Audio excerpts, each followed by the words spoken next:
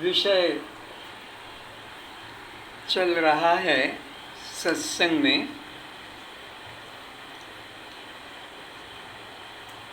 अष्टावक्र जी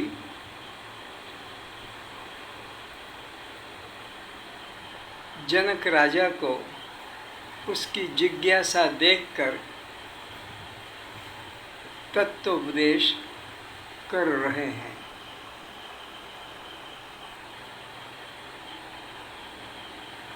और यथार्थ उपदेश कर दिया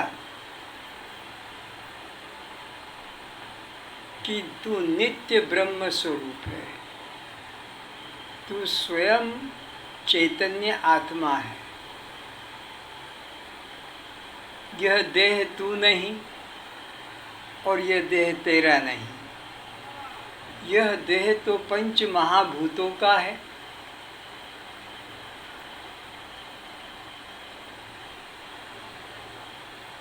तू न आकाश है, न तू वायु है, न तू तेज है, न तू जल है और न तू पृथ्वी है।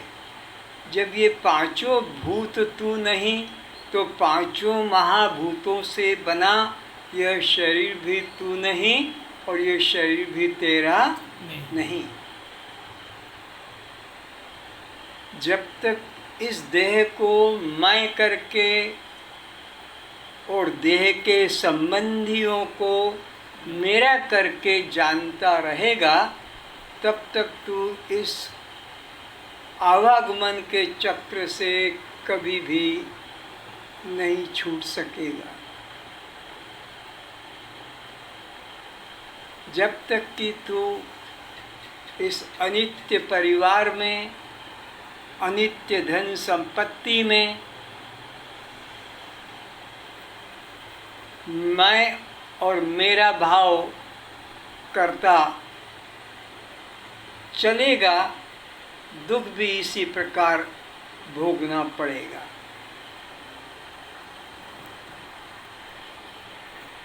एक नहीं, अनंत अनंत जन्मों से तो इस अनित्य संसार में मैं और मेरा भाव करके दुख पा रहा है, दुख उठा रहा है। जिस जिस शरीर को धारण करता है उसी शरीर का अभिमान कर लेता है, चाहे वो पशु का हो, पक्षी का हो,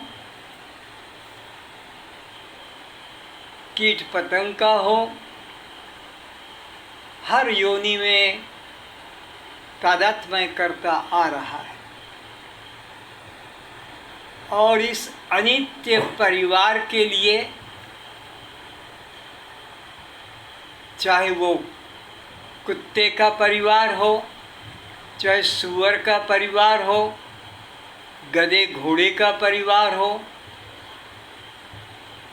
बिल्ली बाघ का, किसी भी परिवार का हो, तूने उसमें ममता करके दुख उठाया। उसके लिए तू इतना रोया, इतना रोया। यदि तेरे आंसुओं का संग्रह किया होता, जिस पति पत्नी पुत्र पुत्री धन संपत्ति के लिए तू रोया है, अगर उन आंसुओं को इकट्ठा कर लिया जाता तो ये सातों समुद्र का पानी भी छोटा पड़ जाता। इतना रोया, इतना रोया। और ये रोना तेरा आज का नहीं, 10-20 साल का नहीं, 10-20 जीवन का नहीं, अनंत अनंत जीवन का यह तेरा काम बना हुआ है। आज भी रो रहा है।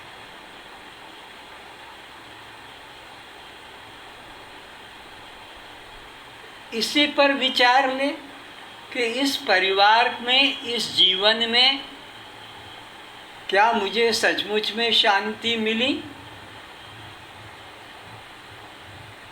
तो अंदर से ही उत्तर मिलेगा कि दिखावा में मैंने हंस कर दिखा दिया, लेकिन अंदर से तो मैं रो रहा हूँ, पश्चाताप ही कर रहा हूँ। पत्नी पति के लिए, पति पत्नी के लिए, बाप बेटे के लिए, बेटा बाप के लिए, भाई बहन भाई बहनों के लिए, इतने रोए हैं। और अगर इन लोगों की हड्डियां इकट्ठी की जाती, जिन जिन को तूने जलाया है मरने पर, उनकी अगर हड्डियां इकट्ठी की जाती तो पृथ्वी का सबसे बड़ा पहाड़ बन जाता, सबसे बड़ा। इतने इतने परिवार बनाकर, और वो जब मरे हैं तो उनकी हड्डियां को संग्रह किया जाता तो इतना बड़ा पहाड़ बन जाता।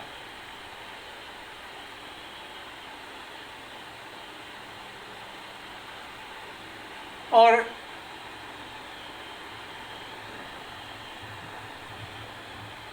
संबंध की बात बताऊं तो एक एक पुरुष ने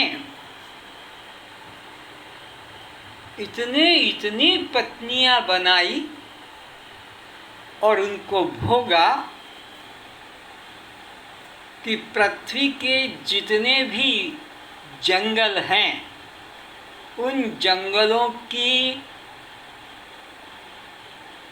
लकड़ियों को काट काट के एक एक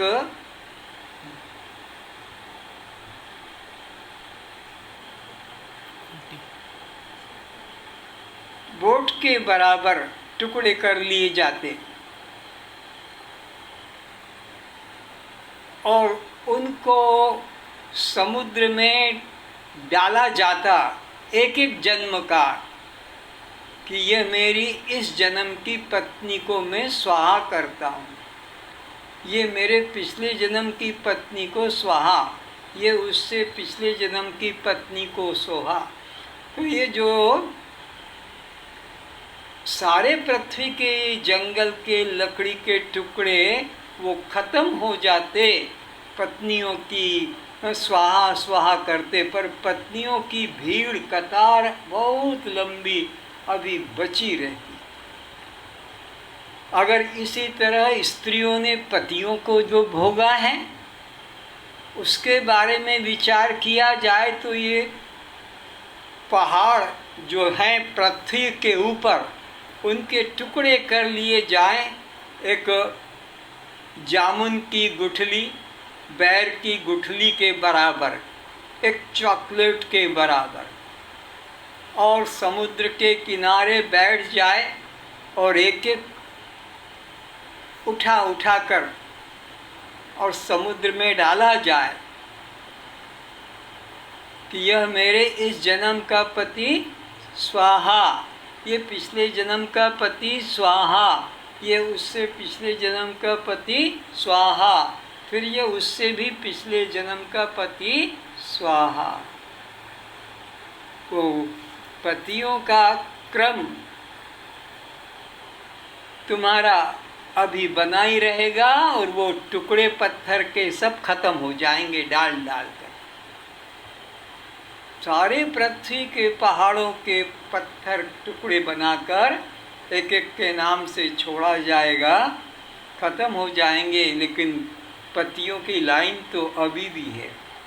अभी इधर उधर देखते हो तो एक पति एक पत्नी दिखता है, एक बच्चा, लेकिन पीछे अगर दृष्टि ले जाओ इसी दृष्टि को तो तुम्हारे एक इस जैसे एक नहीं अनंत अनंत पतियों को एक एक ने भोगा है, एक एक ने अनंत अनंत ऐसे पत्नियों को भोगा है। और पत्नी का मतलब ये साड़ी सूट वाला पुरुष नहीं, इसमें कुतिया बिल्ली बंदर हाथी घोड़ा ये सब पति और पत्नियों के भी तुमने जीवन का भोग भोगा है। ये नहीं समझो कि ये साड़ी सूट वाला ही हमारा पति पत्नी रहा, ये तो इस जीवन में मिला है। इसके पिछले जन्म में तुम कुत्ते बने थे, तुम्हें पता नहीं, और अब अगला जन्म जो मिलेगा उसमें तुम हाथी बनोगे कि तुम गधा बनोगे, पता नहीं, क्योंकि 84 लाख योनियों का चक्र है। ये एक योनि में सदा सदा से नहीं रहा, न सदा रहेगा, बदलता आ रहा है। तब तो कहा आकर 4,84,000 जोनि भ्रमत यह जीव अविनाशी। तो ये जीवात्मा अविनाशी है और ये 84 लाख प्रकार के कपड़े ये बदलता चला आ रहा है। तो अष्टावक्र जी कहते हैं, हे राजन, तू इस देह का अभिमान मत कर, न तू यह देह है न तेरा यह देह है। ये तो पंचभूतों का एक वस्त्र है जिसको तूने धारण किया है, और ऐसे अनंत अनंत वस्त्रों का, शरीरों का तूने त्याग किया है। तो इससे अलग चैतन्य आत्मा है। बस ये निश्चय तुझे करना है और आत्मा को प्राप्त करना नहीं है, क्योंकि अप्राप्त पदार्थ को प्राप्त किया जाता है फिर वो नष्ट हो जाता है। परमात्मा तो अखंड सत्ता है, वो कभी खोता नहीं, इसलिए उसको पाने के लिए प्रयत्न करने की भी जरूरत नहीं। भला जिस मृग की नाभि में कस्तूरी है, उसे किसी भी दुनिया के जंगल में वो कस्तूरी ढूंढने से मिलेगी नहीं। तो ऐसे ही परमात्मा तुम्हारे हृदय मंदिर में साक्षी रूप से बैठा है, उसे पाने के लिए तुम्हें विश्व का कोई भी साधन करना नहीं है, न ध्यान करना है न समाधि करना है। और हे राजन, हे जनक, तेरा बंधन यही है कि तूने सोचा है मैं ध्यान करके समाधि करके परमात्मा को प्राप्त कर लूँगा। ये तेरा अज्ञान है, ये तेरी मन की भ्रांति है। तू स्वयं ही ब्रह्म स्वरूप है, और ये समाधि की चेष्टा करना, ध्यान की चेष्टा करना, यही तेरे बंधन का कारण है। अब अष्टावक्र जी को जनक जी क्या कहते हैं समझाते हैं। आब्रह्मस्तंभ पर्यन्ते भूतग्रामे चतुर्विधे विज्ञास्य एव हि समर्थ्यम इच्छाननिच्छा विवर्जने। ब्रह्मा से लेकर चींटी पर्यंत 4 प्रकार के जीव समूह में कोई भी अपनी इच्छा को और अनिच्छा को रोकने में समर्थ नहीं है। कहते हैं इस सृष्टि में 4 प्रकार के मनुष्य हैं, और वो आज तक एक एक व्यक्ति को अगर पूरी सृष्टि का सुख दे दिया जाए, पूरी सृष्टि का एक एक व्यक्ति को जो जो भी वो सुख चाहता है, तब भी वो आज तक कभी तृप्त हुआ नहीं। इंद्र पद जाकर भी, विष्णु का पद पाकर भी वापिस इसी संसार में दुख भोगने चला आता है।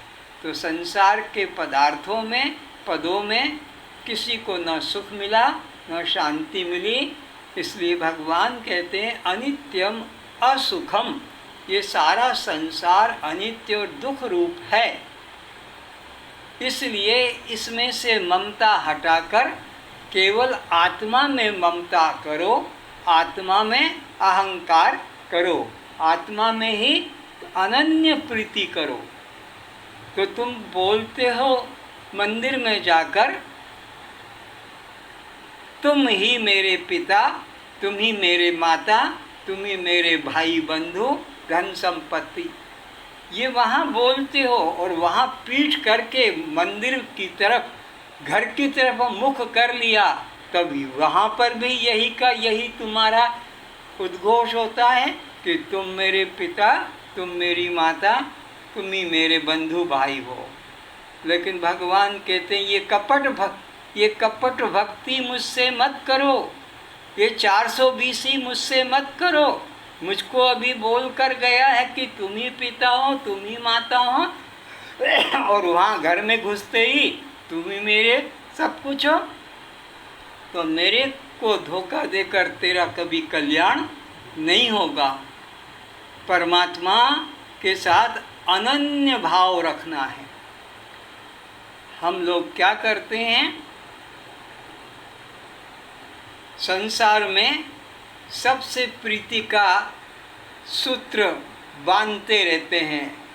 तुम मेरे भाई, तुम मेरे बंधु, तुम मेरे सखा, तुम मेरे पति, तुम मेरी पत्नी, तुम मेरे बाप, तुम्हें। तो हमने अपनी ममता के सूत्र 50 जगह बांध के रखे हैं। धन संपत्ति, कार, गाड़ी, हाँ, सब में ये मेरा, ये मेरी, ये मेरा, मेरी, 50 जगह ममता के सूत्र बांध रखे हैं। और मंदिर में जाकर, भगवान के सामने जाकर, गुरु के सामने जाकर साष्टांग प्रणाम करके, शाधि माम त्वाम प्रपन्नम त्वत्, तुम ही मेरे हो, मैं तुम्हारा शिष्य हूँ, तुम ही मेरे हो, अब मैं तुम्हारी शरण में आ गया, शिष्य हूँ। तो शिष्य को तो समर्पित कर दिया, लेकिन मन ने तो तुम्हारे 50 सूत्र बाहर जोड़ रखे हैं।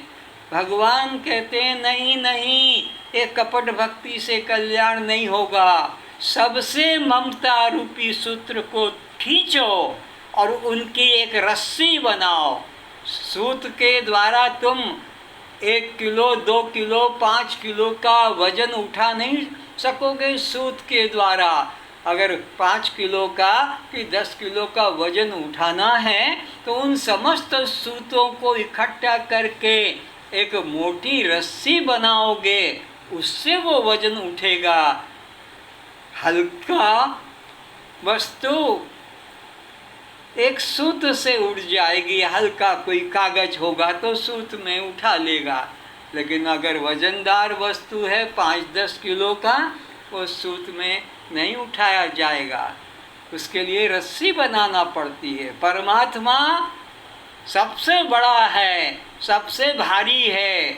गुरु, मारवाड़ियों में तो गुरु को गरु भी कहते हैं, गरु जी। गरु जी का मतलब जो सबसे भारी है, गुरु से बड़ा न कोई, ऐसा वो है।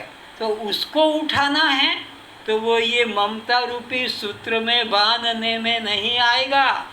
उसको बांधना है तो ये तुम्हारे दुनिया में जिससे मेरा, मेरी, मेरे, मेरा, मेरी, मेरे, ये जितने तुमने सूत फैला रखे हैं ममता के, सबको वहाँ से खींचो और उसका मोटी रस्सी बनाओ। यानी एकमात्र परमात्मा में ही, एकमात्र गुरु में ही तुम्हारी बुद्धि हो, अन्य में न हो। अन्य में हो जाने से ये वेश्यावृत्ति हो गई, कपट वृत्ति हो गई। जैसे मीरा ने अनन्य भक्ति की थी, मेरे तो गिरधर गोपाल दूसरा न कोई। ये मीरा ने अपने मन को कृष्ण के साथ अनन्य भाव से प्रीति की थी। और वो भजन अभी श्रद्धा गा देगी, मीका गा देगी, रमेश गा देगा वही भजन, लेकिन हमारा मन तो 10 में घुसा हुआ है। आज शनिवार है, फिर कल सोमवार है, तो फिर मंगलवार का देवता अलग है, फिर बुधवार का अलग है। 10 पतियों से संबंध जोड़ रखा है, उसको भी खुश कर लें, उसको भी खुश कर लें। 7 दिन 15 तिथि इसी तरह करते हैं और बोलते हैं बस तुम ही मेरे हो। अनन्य भाव नहीं, अनन्यता जब तक नहीं आएगी तब तक भगवान तुम्हारे को मिलने वाले नहीं, कि भगवान तुम्हारे प्रेम में बंधने वाले नहीं। ये मूर्ख लोग तुम्हारे झूठे प्रेम सूत्र में बनते हैं। मैं झूठे प्रेम सूत्र में नहीं बनता। मेरे लिए तो एक मजबूत तुम्हें रस्सी बनाना होगी। सबसे ममता ताग बटोरी, मम पद कमल बांध बटोरी, उससे मेरे पाँव में बंधन बांधो, तभी मैं बंधूंगा। अन्यथा तुम इसी तरह संसार में भटकते रहोगे। ब्रह्मा को सृष्टि निर्माण की, विष्णु को सृष्टि पालन की, शंकर को सृष्टि की इच्छा रहती है। तो इन लोगों को भी तृप्ति शांति नहीं है। इनको भी, ब्रह्मा को कि मैं सृष्टि बनाऊं, तो विष्णु को कि मैं पालन करता कहलाऊं, तो शंकर कहता कि मैं संहार करता कहलाऊं। तो संसार में ब्रह्मलोक पर्यंतक भी सुख शांति नहीं। सुख शांति जिनको भी मिली है आज तक अपने हृदय स्थित परमात्मा में ही मैं भाव करने से मिलती है। पर तुम मैं भाव परमात्मा में ना करके संसार में करते हो, संसार में ही लगाते हो। तुम ही मेरे पति हो, तुम ही मेरी पत्नी हो, तुम ही मेरे बेटा हो, तुम ही मेरी बेटी हो, संसार में ऐसे करते हो। और फिर भगवान के मंदिर में जाकर या गुरु के सामने जाकर फिर वहाँ ही नहीं रहता है, वहाँ भी लगे। तुम भी मेरे, तुम भी मेरे, गुरु के साथ में तुम भी भगवान के साथ में भी लगाते हो, और संसार में ही लगाते, तुम ही। कितना चालाक, कितना दगेबाज, धोखेबाज कि भगवान के साथ ही लगाना था तो भगवान के साथ ही नहीं लगाया, भगवान को भी में जड़ दिया, और संसार में जो भी लगाना था उसकी जगह ही जोड़ दिया। कि भगवान इस तरह से धोखे में आने वाले नहीं। तो परमात्मा में ही तुम्हारा भाव जुड़े कि तुम ही मेरे हो, तब जाकर सुख शांति मिलेगी। अन्यथा तो ब्रह्मा विष्णु शंकर पद को भी पाकर शांति नहीं मिली। इनमें केवल आत्मज्ञानी ही अपनी इच्छा और अनिच्छा को रोकने में समर्थ है। अब अपने अपने मन से तुम पूछो कि तुम्हारा ही किस में लगा है और तुम्हारा मन का भी किस में लगा है। सोच लो, सोचो, अभी सोचो, कल नहीं, घर पे नहीं, अभी सोचो कि मेरा ही किस में जुड़ा है और भी किस में जुड़ा है। तो उत्तर मिलेगा मेरा ही तो संसार में ही जुड़ा है। ये मेरी, ये मेरा, ये मेरे, इनमें ही। हाँ तुम भी मेरे हो, मंदिर वाला तुम भी, गुरु हाँ तुम भी मेरे हो, वो भी उधर है। और जबकि उधर होना चाहिए गुरु भगवान में और संसार में, तो अब धंधा कैसे चलेगा? उल्टा धंधा कर लिया, ही को भी में और भी को ही में करना।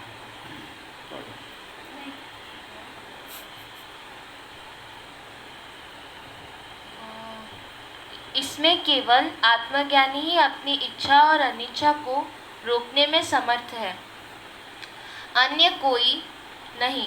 किंतु प्रकृति को बदलने में कोई भी समर्थ नहीं है।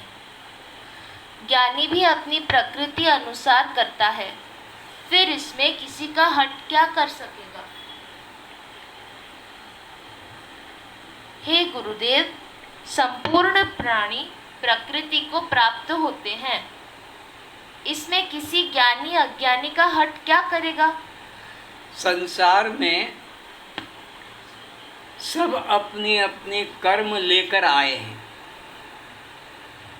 कोई किसी को बदल नहीं सकता। दो भाई, एक राजा बन जाता है और एक साधारण व्यक्ति हो जाता है।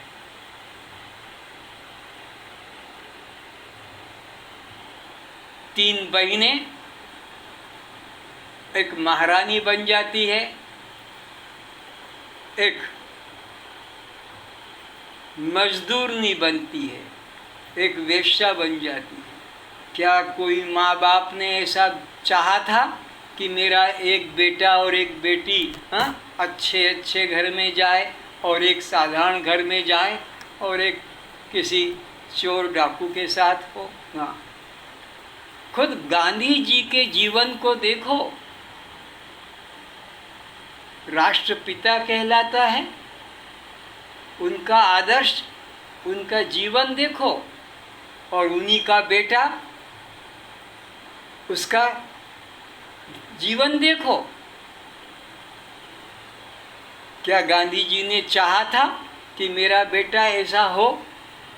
और गांधी जी अपनी तरह, हर बाप अपने बेटे को अपनी तरह बनाना चाहता है, लेकिन वो बना नहीं पाया। तो सब जीव अपने अपने संस्कार लेकर आते हैं। एक ही खेत, उस खेत के 4 भाग कर लो।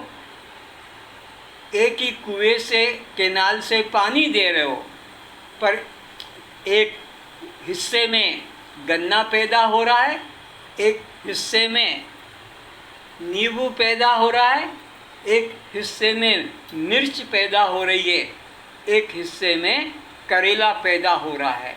अब ये करेले में कड़वापन, गन्ने में मीठापन, मिर्च में तीखापन, नींबू में खट्टापन, क्या जमीन ने अलग अलग भेद करके दिया?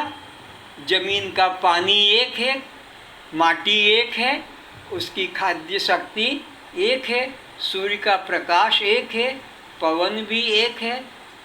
फिर ये भेद क्यों आ गया? ये मीठा क्यों गन्ना, और ये नींबू खट्टा क्यों, करेला कड़वा क्यों, और वो मिर्च तीक्ष्ण क्यों? उनके खुद के संस्कार हैं। उसमें पृथ्वी ने कुछ बदला नहीं, पानी ने, खाद ने कुछ बदला नहीं।